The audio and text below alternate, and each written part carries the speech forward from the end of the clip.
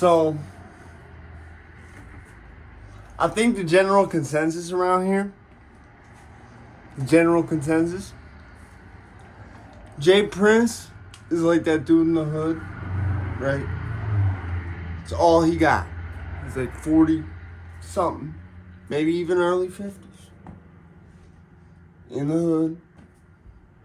Getting into all type of shit for no reason.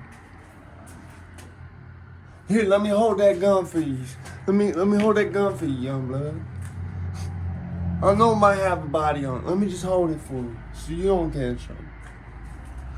And this type of individual is always either drinking nips, smoking crack, but they don't smoke crack. Unless you smoke crack, you won't know they smoke crack from their mouth. Other people will tell you, be like, yo, you smoke. But they'll swear they don't unless you smoke crack. And then they'll be like, hey, don't tell them. Keep this on the low. I'm doing this like this, man. You know me, I'm getting money over here, man. You feel what I'm saying? Like, and you can find this person, just randomly encounter them. Because they'll be on the corner. Usually being borderline belligerent. Not belligerent, but just loud, whatever the case. I've been this person at times. Not fully this person, let me clarify. But I have these types of baseline tendencies, minus the old head just interfering in shit for no reason because he sees it going on around him. One of those people that they want it because they see it. Like, some people is especially like this with food. That's like what I seen it with in jail. I was like, the only thing I was like that with was food. I seen it and I'll be like, or like if someone had some Jolito on the block, I'd be like, ooh, I want one of them shits. Like, you get like a $20, you get like a dub. Cut off a little dub for me, you feel me? Like, he just seems to be just doing this shit for no reason. Like, it's like, one person, okay, it was a moment. Okay, if it was just Duke the jeweler, it was a moment. We had a lot of jewelers dying too. You understand? I got Hutch and Duke for a second. Like, not confused. Like, I know who they're two different people. Like, Hutch is a white guy, obviously. And like, I'm not full on going like, oh, Whack is a fucking informant. Because it's almost like, put it like this. I've gotten phone calls from the police before. Now, never phone calls from the feds. But I got phone calls from the police before saying like I said in the other video, like, I had the PD out here be like, yo, we heard you was one of the last people to see this dude who went missing. People gave us your phone number. Fucking snitches, man. I hate that shit. Listen, anybody else, if y'all see this, never give my number to the police or any law enforcement again, period. Never do that. Anyone who sees this, who has my number in real life, never do that. This person broke all the codes by doing that. But like I said, rare occasions like that, or like when they wanted me to turn myself in, they be calling my phone. You feel what I'm saying? In the cases where it was like, turn yourself in, I'll be like, yo, talk to a lawyer. Talk to my lawyer about it. He'll tell me. In cases where it was like, I just didn't know, it was literally a fucking 30-second or less conversation. From the moment I picked up to the moment I hung up, it was, promise you, overestimating less than 30 seconds. So I'll say, I don't know, I don't chill with them no more. They called me about the same dude twice too. And like the second time, I'm like, he went missing again. Last time he was just at his mom's house. People need to stop reporting people missing too. That's enough. So, like, especially like I mean, like when they're not missing, you haven't checked everywhere. So with Jay Prince, it's a lot of strange things. Like, I think they're trying to clean it up, but they're realizing that they can't really do that. It's too out in the open. Like, here's my understanding of how the feds might work informants. I've never been an informant. I've never been a fed. So I can't, like I said, this is just piecing together like how, what I know about how, because being in the military and being a fed sort of works sort of similar. I got a lot of family that's in the military in terms of chain of command. So I imagine that the feds, see, if you look, and the other thing is like shit like White Boy Rick case, okay? They had him doing all this illegal ass shit. And in the process, he was getting people busted. They wouldn't have probably been able to bust otherwise. But here's the thing. They're doing that it's the same logic that most of this shit always has, which is they gonna use you till they can't use you no more. And then it's finito. You either going up the wafer, like, look what they did to White Boy Rick. So it's like, and keep in mind, from what I understand, that type of shit happens because of a matter of circumstance usually, where either like they're trying to get as much out of you as they can. For some reason, like with Tekashi, they feel they need to roll in quick because something's going to happen to you, or another circumstance would probably be like this situation. It's a little bit different. I think it's like they're using him as like in a COINTELPRO type way. The fact of how like it seems the federal government is trying to like make rappers like fight each other. It seems like a setup really to just knock rappers off. Really, and I wonder why. Like, here's why I don't wonder really why they call whack, but at the same time, that's why I say I'm not jumping down the barrel of wax an informant, because, like I said, I had the police never the feds. That's the difference. But it's the fact of that. See, Jay Prince is a very known figure. Wack is a very known figure. It's like maybe they just did see the shit. You know what I'm saying? Because it'd be different if they wasn't. You feel what I'm saying? That's why I say it's not entirely whack as a rap. I'm not saying that. I'm saying it could be that they literally just saw it over Facebook because these motherfuckers is high profile. They said, yo, we'll reach out to them. You know what I'm saying?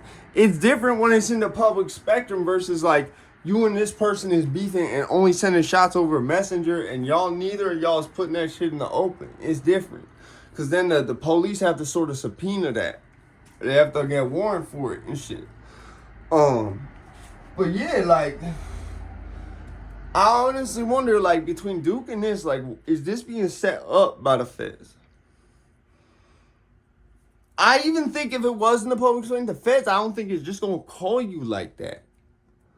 You feel me? Like, in that terroristic threats thing, they do have state charges for that. They also have federal charges for that. It depends to the extent of what you do. Like, initially there were just federal charges, right? And usually that's how it goes. It goes federal because usually you're crossing state lines by using the electronic communication, okay? I believe that in itself is a stipulation to make it federal, is if you use electronic communication. And the whole reason was they had that dude back in it was like the before Osama. It was like Osama version 1. This dude, like, it wasn't even Osama. It was like before Osama. This is back when like Osama was working for us. This is the 96 or whenever the bombing, when they bombed it with the truck in the garage, right? The World Trade Center, the one that had survived, right?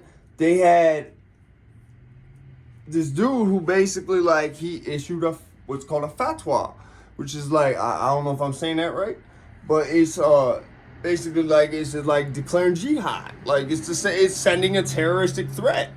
So that was their thought when later on the Patriot Act was coming around. They was like, we need something in here for this. And if you do it from another country, the Patriot Act, you're definitely covered under the Patriot Act. So if it crossed state lines, I believe that's even, there's a lot of factors that go into it. But like I said, I feel like they were trying to get, my mindset is like this with it. Like Jay Prince, what if the feds was having, people have seen the movie White Boy Rick, I'm assuming, right? Like, maybe not everyone knows about the impacts long term of that case, or what.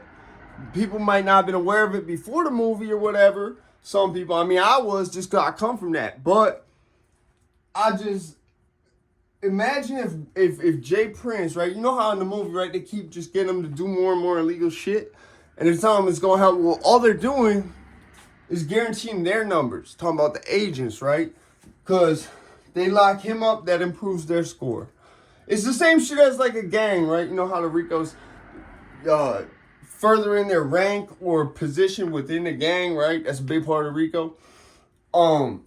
It's the same thing with feds. Every time they bust somebody or like they have an informant, like that's why, from what I've heard, informants when they die, Like if they're a federal informant, their handler, the dude who's basically handling their case, the agent is like that becomes his main job is find the dude who killed the informant. So I wonder if Jay Prince is being used in a white boy Rick way by the feds, right? So they're having them do this COINTELPRO thing, just having rappers and people in the rap community get knocked off down there. I personally, I would be lying if I said I don't think the federal government has any racist tendencies. I'd be lying. That's why I'm going with this as a possible theory. I could really see the feds being like, now Jay Prince, have them all come down here again, and one of them can die again.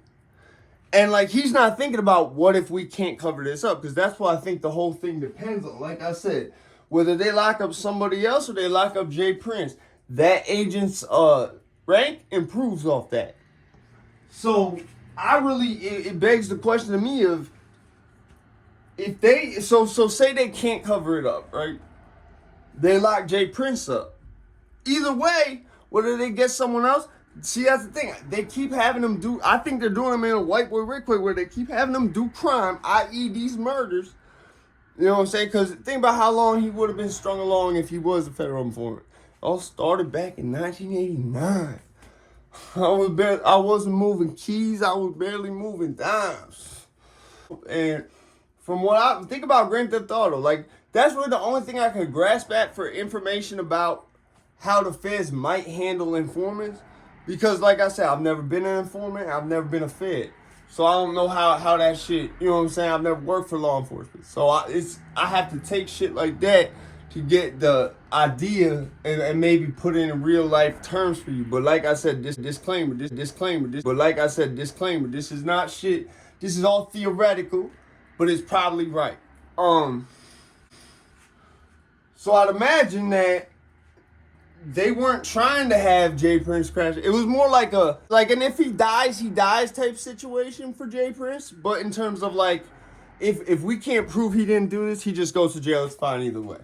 But we're gonna try to cover it up. But if we can't, he just goes to jail.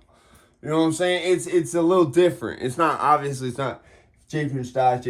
He's not who got shot. But I think if he were a federal informant, that's how they'd be playing him. They'd be like, okay, we'll just have him keep causing shit to happen.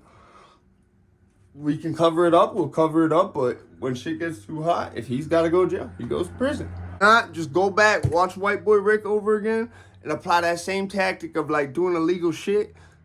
Just replace White Boy Rick with Jay Prince and like make it Houston. Like you know what I'm saying? Just take the concepts in that movie or read up on his case. Take the concepts of what the feds were doing with White Boy Rick. Apply those same concepts to Jay Prince. I'm out this bitch.